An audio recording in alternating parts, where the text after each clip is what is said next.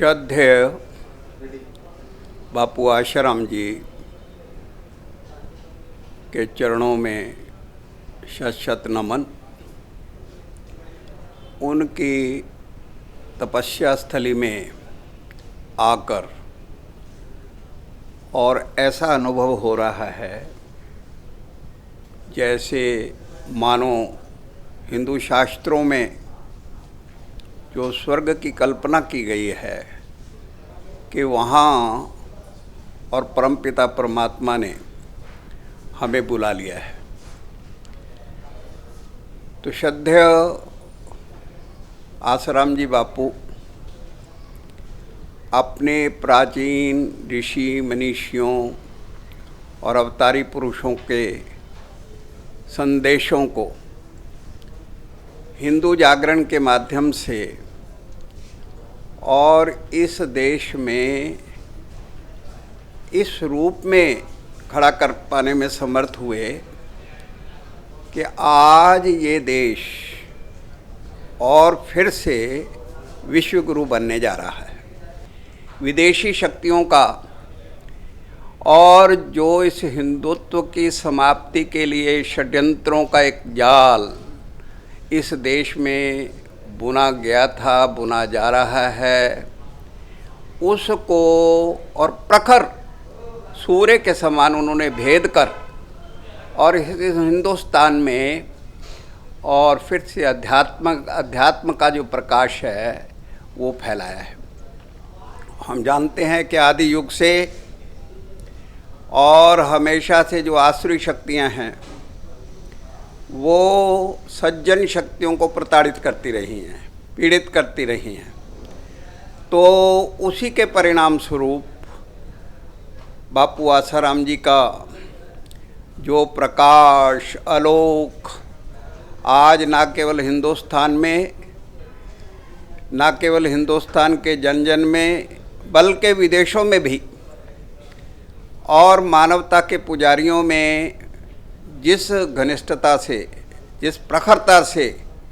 और प्रकट हुआ, उसके परिणाम स्वरूप ही और वर्तमान शासकों जो उस समय के शासक थे उनका ये प्रयत्न था कि भाई इस हिंदुत्व को हमने इसका बीज नाश करना है। लेकिन वो भूल गए कि हिंदुत्व का बीज नाश और नहीं हो सका। और अपने एक इकबाल ने भी हमारे देश, धर्म, सभ्यता, संस्कृति के लिए कहा है,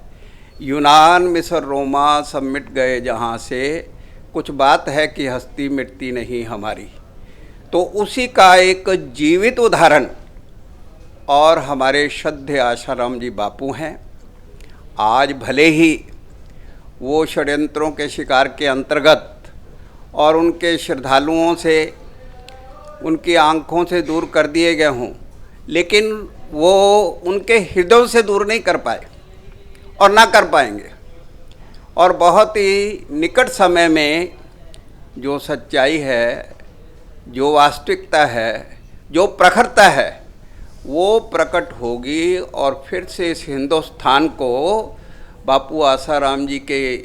और जो साधना है, तपस्या है, उनके संदेश हैं, उनके द्वारा और इस देश का जन जन बच्चा बच्चा जो है वो फिर से ना केवल अध्यात्म की, धर्म की रक्षा करेगा बल्कि इस हिंदुस्तान को भी विश्व का गुरु बनाने का संकल्प लेगा। और बड़े सौभाग्य की बात है कि ये वर्ष जो है और दशम पातशाह सर्वंशदानी गुरु गोविंद सिंह जी का और 350वां प्रकाश पर्व वर्ष है। तो इस गुरु गोविंद सिंह जी के प्रकाश पर्व वर्ष में हम सब संकल्प करें